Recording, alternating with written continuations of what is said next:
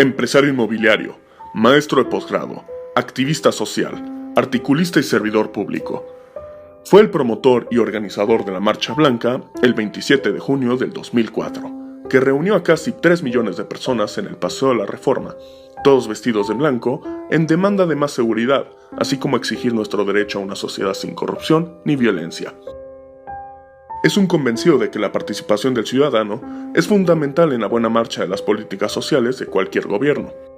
Hoy en entrevista sabremos quién es Fernando Schütte. Fernando Schütte soy yo, tal cual. Fernando Schütte es un hombre con un profundo amor a México, un nacionalista. Es padre de 6 bellísimos hijos. Fernando Schütte es un hombre sumamente inquieto. He hecho muchas cosas en mi vida. Yo nazco en una familia, digamos, de mucho abolengo en cuanto a clase social, venida menos económicamente, muy a menos. Somos 4 hermanos. Mi padre, ingeniero civil, después se dedicó a la parte inmobiliaria, funda una empresa en 1940. Mi madre siempre trabajó y siempre fue muy emprendedora. Una familia linda, de la cual yo me separé a temprana edad, primero porque me fui a estudiar a un colegio militar, después me fui a estudiar a Puebla, y a los 17 años salí de mi casa para irme a vivir solo, que no se usaba ni en Estados Unidos, ¿no? Yo quería mi libertad, según yo, en ese momento, ¿no? El momento en que yo tenía todavía, pues, toda esta parte maravillosa del izquierdismo, ¿no? Del Che Guevara y de Fidel y de todas las cosas que pasaban en el mundo. Entonces, con una adolescencia plena, que después fue tardía también, me fui de mi casa. Al mismo tiempo, en esa época, entrenaba yo artes marciales muchas horas al día, entrenaba yo perros, daba yo clases de equitación, cantaba profesionalmente, hice muchas cosas y trabajaba con mi padre y estudiaba naturalmente. Mi tatarabuelo fue el general Felipe Berriozábal, que fue 3 veces ministro de Guerra y Marina en México, 2 veces con el presidente Juárez y murió siéndolo con el presidente Díaz. Y yo creo que por eso mi gran amor al ejército mexicano, a las Fuerzas Armadas. Para mí los honores son muy parecidos a los de los militares, ¿no? El honor, la lealtad, la perseverancia, el patriotismo, valores que yo juzgo fundamentales, ¿no? La honestidad en todos su más amplio sentido. Ello evidentemente incluye la honradez. Yo creo que es la participación de la sociedad en aquellas cosas que debemos de hacer. La toma de conciencia viene cuando nos damos cuenta que efectivamente nos conviene actuar de la mejor manera para nuestro beneficio y por ende por el beneficio de los demás. Y cuando además lo hago por el beneficio de los demás, lo hago egoístamente porque va a ser también para mi beneficio. Esto nace, yo creo que yo era muy niño y nos cambiamos de San Ángel a Coyoacán, y en la calle en la que vivíamos había, pues, ni siquiera vecindades, sino terrenos con casas sumamente pobres junto a nuestra casa. Y yo veía las desigualdades brutales, ¿no? Y había también gente con muchos recursos en la misma calle, y a veces estos maltrataban un poco a los que menos recursos tenían. Y yo veía el fenómeno, ¿no? Cosa que me parecía injusto. Creo que la conciencia social tiene que venir aparejada de una justicia social. Y esto hoy por hoy no se está dando. Si hablo de logros, mi lo que más me enorgullece sin duda son mis hijos. Después de ello, el haber movido a México en la marcha del 2004, donde salimos 2 millones de personas, cuando yo era presidente del Consejo Ciudadano de Seguridad Pública, a decir ya basta de violencia, ya basta de delincuencia. Como eso han habido, muchos logros que uno va teniendo todos los días, ¿no? Pero yo creo que esos son los logros más importantes. En 1996, me parece, fuimos asaltados en el Ajusco, mi familia y yo. Y entonces, bajando del Ajusco, vi una patrulla de policía y me dijo, uy, ni vaya a levantar un acta, no tiene sentido. Fui al Ministerio Público, no me hacían caso. Entonces, puse una queja posteriormente, pero ese día escribí una carta del por qué usar un listón blanco en la solapa, y se llamaba la campaña Listón Blanco. Lo primero que hice fue darles a mis hijos listones blancos con seguritos y unas cartas para que se los entregaran a sus compañeros en la escuela, eran muy chiquitos, y a los papás de sus compañeros. Yo era presidente de la AMPI, de la Cámara Inmobiliaria Nacional, y entonces también empecé a enviarlo a todo el país. El movimiento creció y creció mucho, al punto en que el presidente Zedillo presenta la campaña Listón Blanco en Antropología e invita a lo que en ese momento estaba en ciernes, que es México Unido contra la Delincuencia, con la señora Josefina Ricán. A mí me invitan al evento y yo digo, no, yo no quiero aparecer, no me interesa el protagonismo, me interesa que se acabe con este fenómeno de la delincuencia. Y como bien decías, eso fue en 2004, la marcha. Hoy en 2017, las cosas están mucho peores de cómo estaban. Y el problema básicamente, yo creo que nos hemos enfocado a combatir cosas que no tenemos que combatir, hacerle el trabajo a los Estados Unidos de Norteamérica. Estamos correteando narcotraficantes, y esos son los que menos inseguridad pública causan. Deberíamos de dedicarnos a buscar la seguridad pública, y ojalá que salga la ley de seguridad interior y que el ejército tenga un marco legal de actuación. Me parece muy injusto mandar a las tropas del ejército mexicano a combatir la inseguridad en virtud de la incapacidad de las policías, tanto de la Policía Federal como de las policías de los estados y los municipios, en virtud de que ellos no pueden con el paquete. Creo que eso lacera mucho la sociedad.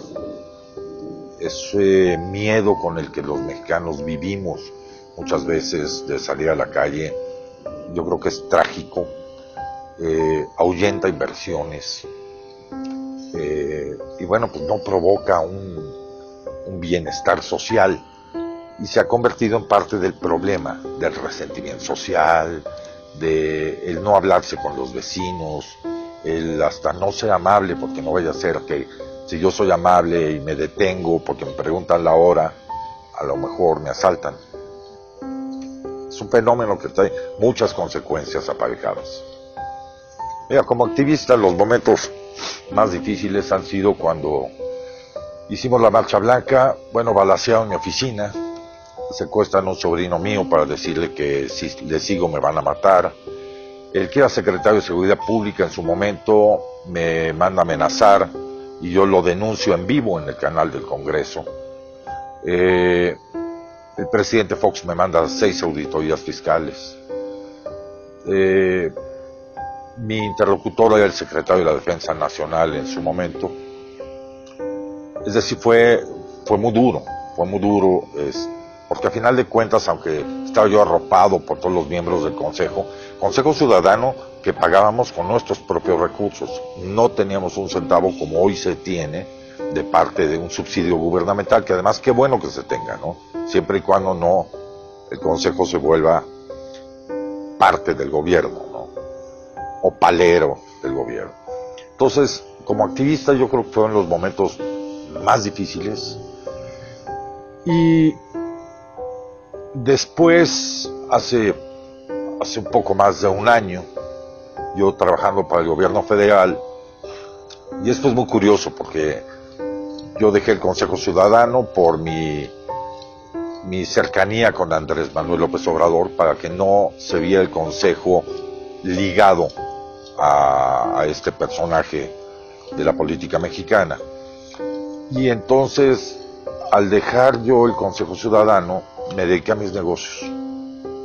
Me dediqué a hacer, infinidad de condominios horizontales, de edificios, a lo que siempre he hecho.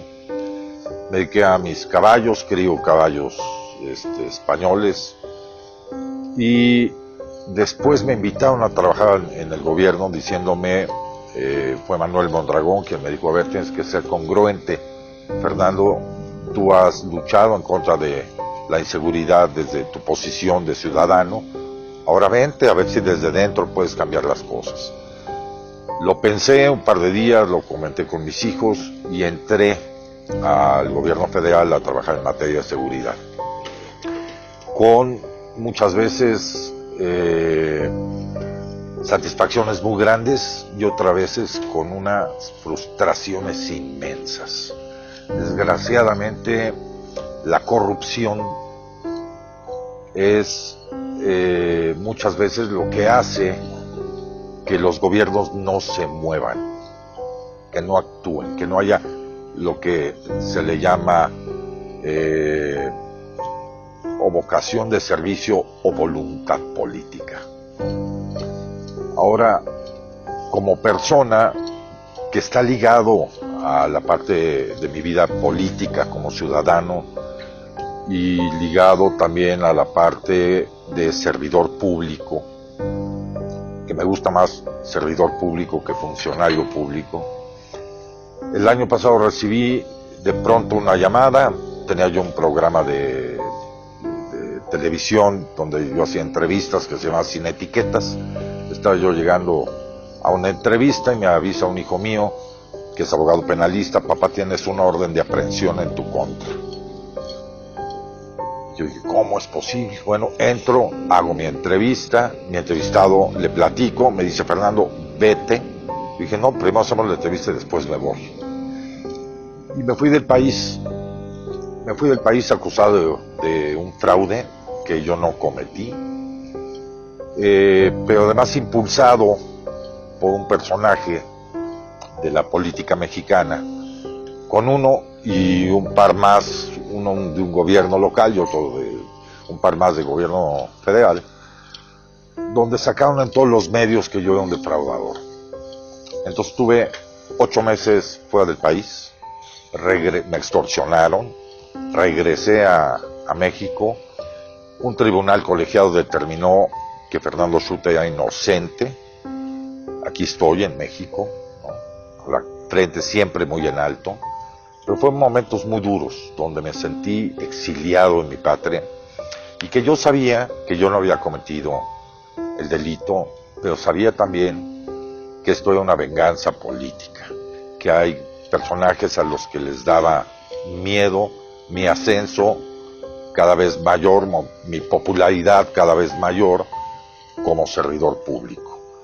Yo creo que son los momentos más difíciles de mi vida. Mira, yo el pacto en principio lo vi bien, vi el pacto de la Moncloa en España. Me pareció formidable lo que pasó con Adolfo Suárez en su momento, a la muerte del general Franco. Y yo había venido insistiendo en mis artículos, yo llevo escribiendo para diferentes medios probablemente 40 años. Y sí veía yo que había cosas que no estábamos preparados como país. Sobre todo porque para que se dieran aquellas cuestiones que se habían pactado en ese momento, tendría necesariamente que haber aquello que más detestamos los mexicanos y que más daño nos hace, corrupción. Y bueno, el Pacto por México, yo veo que qué bueno que hay empresas de petróleo que vengan de otros países a hacer las cosas con nosotros, pero también creo que nosotros podríamos ser muchísimo más productivos y muchísimo más exitosos.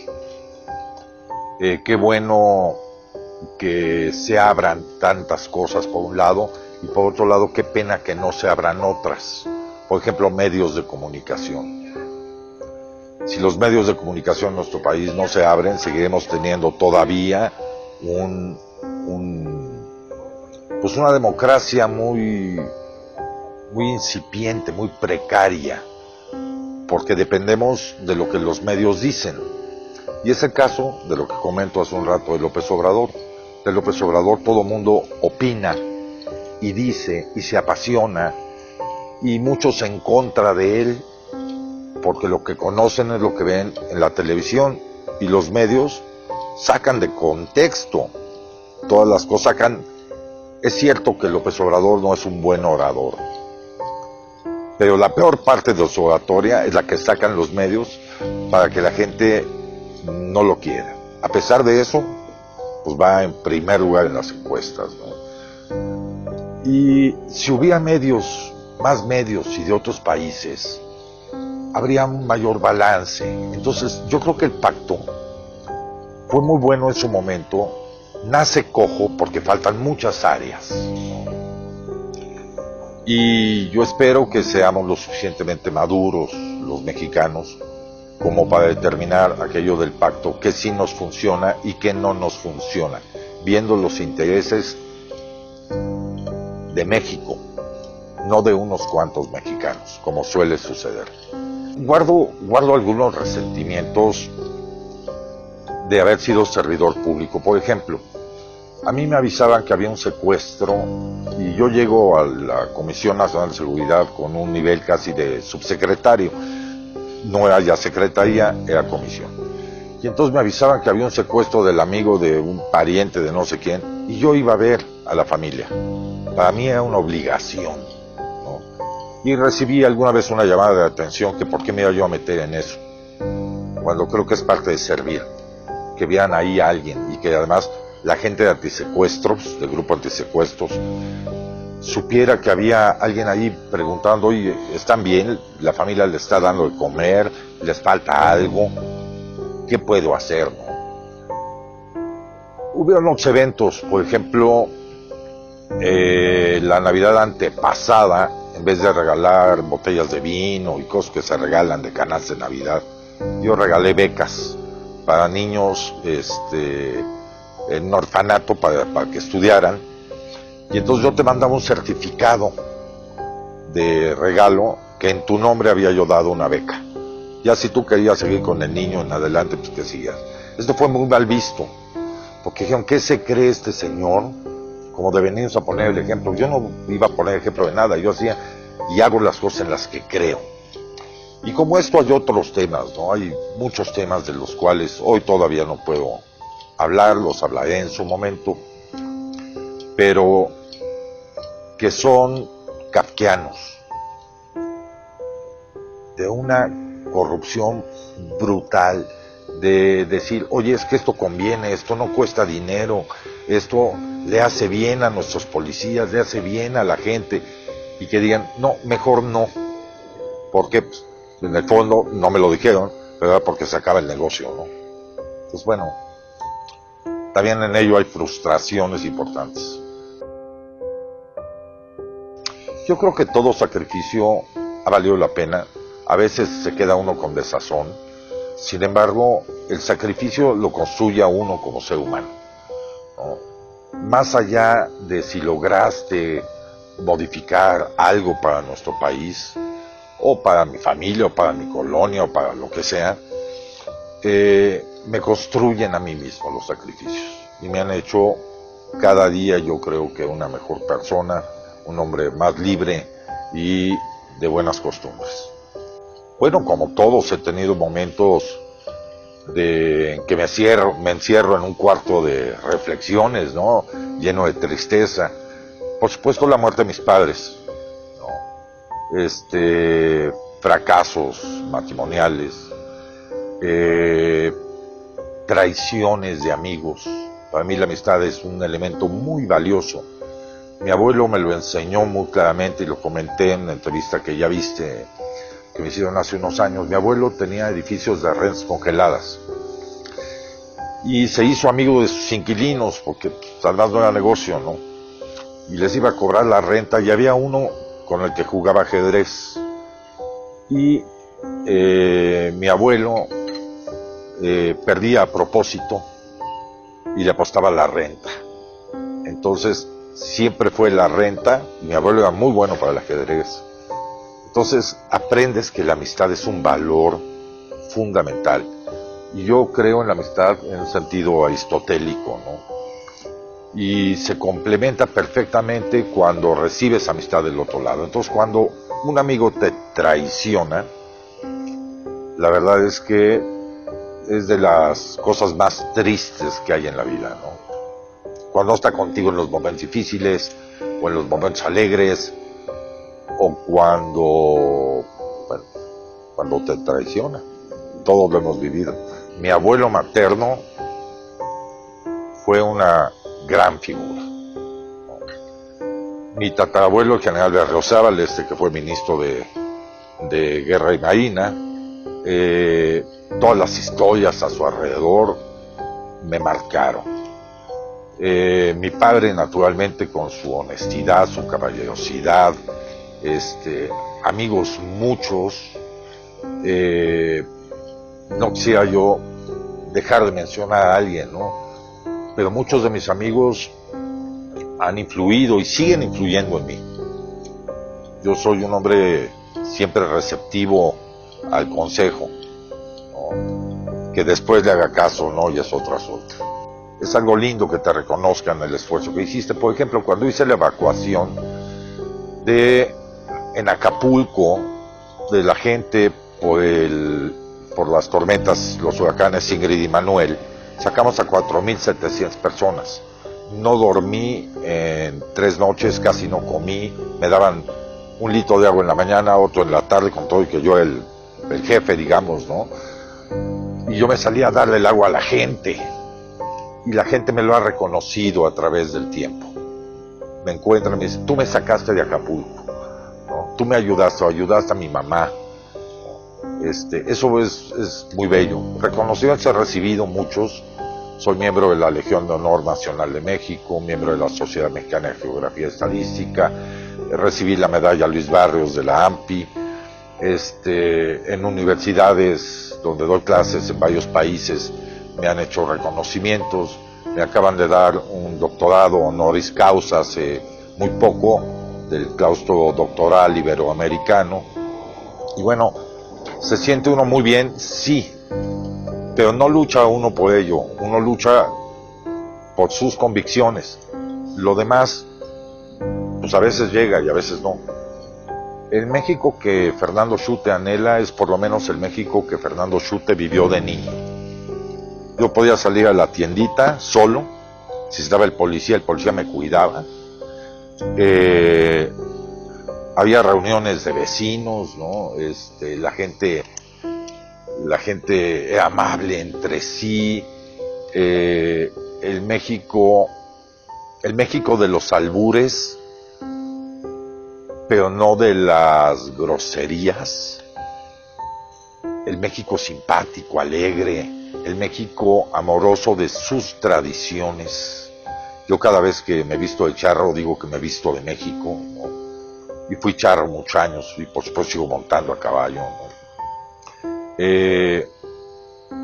La comida, que tenemos una gastronomía fantástica, una historia extraordinaria, la geografía de nuestro país, sus ríos, por lo menos que regresen a lo que era antes, ¿no? A lo que te estoy hablando de hace 50 años. Yo creo que podemos lograrlo. Es cuestión de que los ciudadanos queramos, ya no depende de los políticos. Si lo demostramos en el sismo, ¿no? O en los sismos. Ahí la solidaridad de los mexicanos y la capacidad de entrega y de trabajo se notó en el mundo entero. Así tenemos que ser todos los días.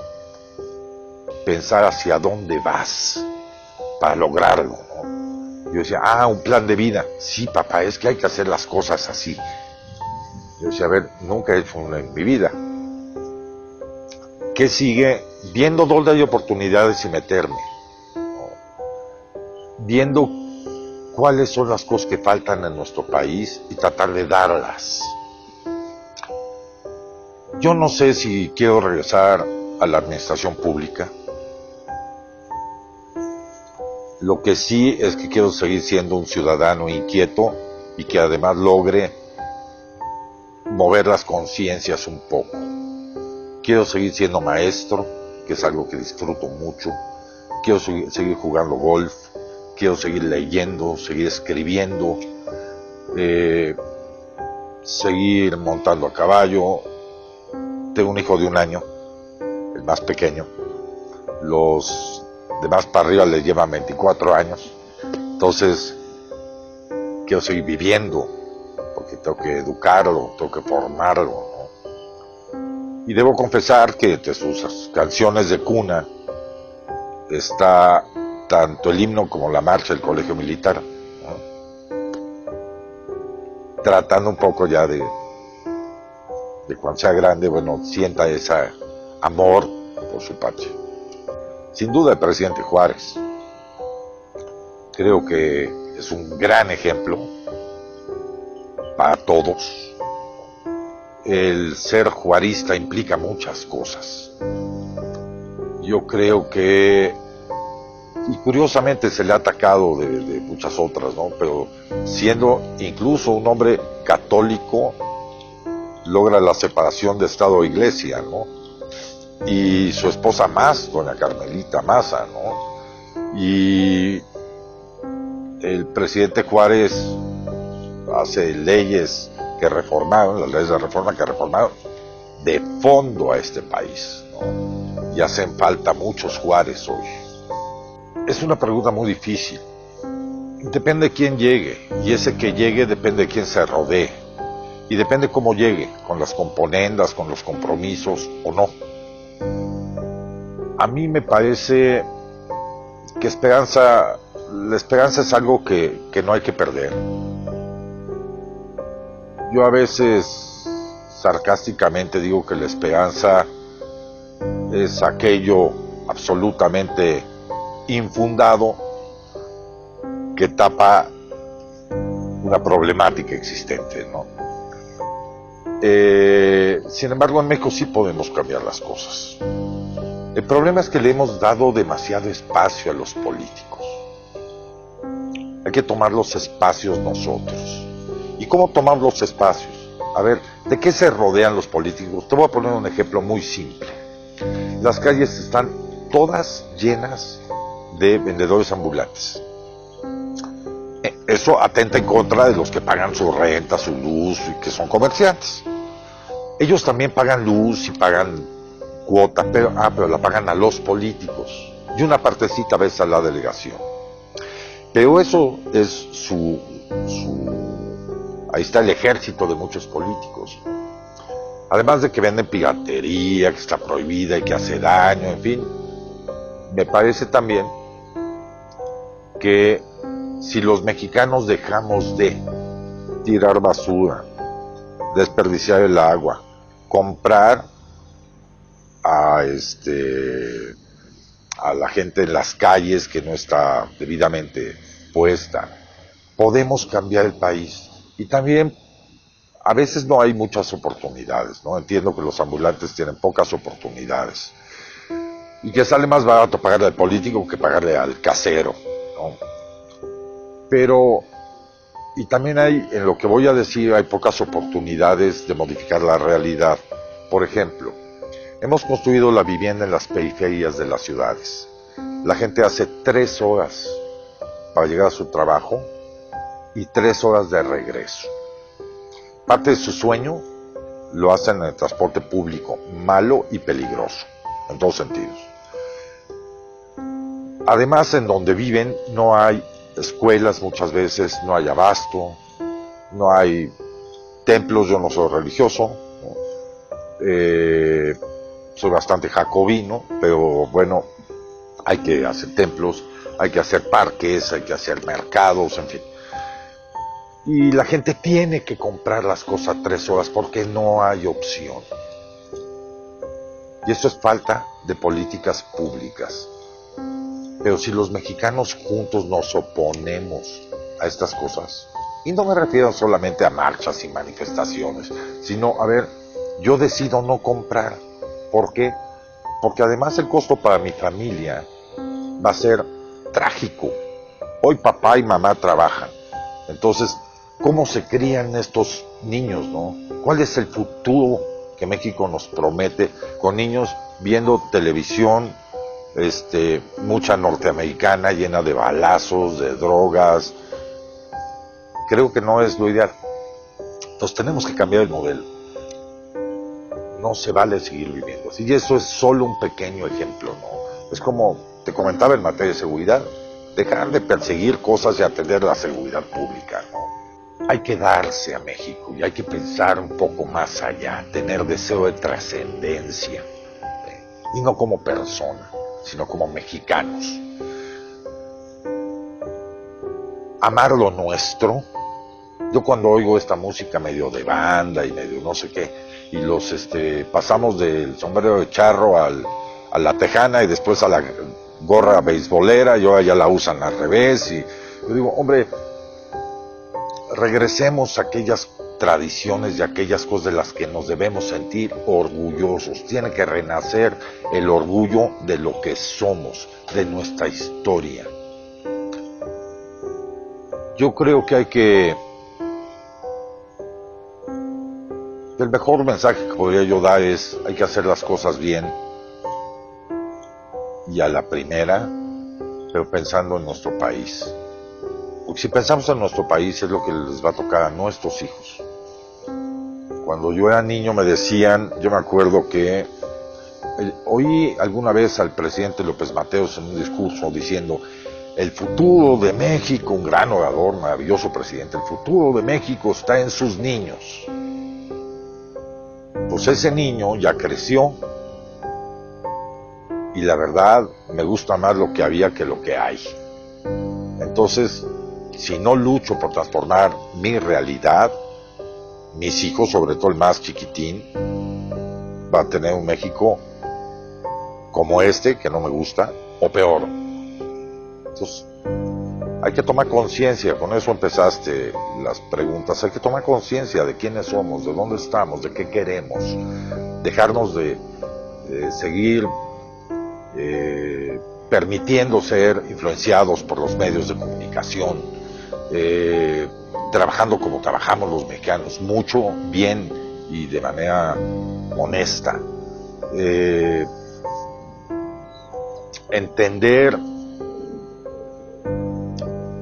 que México va más allá de los que están en la política. Y ojalá los políticos se dieran cuenta que están subidos en una rueda de la fortuna, que un día están arriba y otro abajo, ¿no? Entonces dejarían de ser tan patanes, ¿no? Tan prepotentes, tan déspotas, tan mentirosos, tan corruptos. Y la verdad es que estoy enojado con muchos de los políticos. Y tengo gran admiración por hombres y mujeres que participan en la administración pública. Y te puedo dar unos cuantos nombres, ¿no? Está Mayo Rosenstein, Amado Vega, con quienes trabajé. Está el general Salvador Cienfuegos, está Monte Alejandro Rubido, un gran señor, ¿no? Y como ellos hay muchos muy valiosos, ¿no?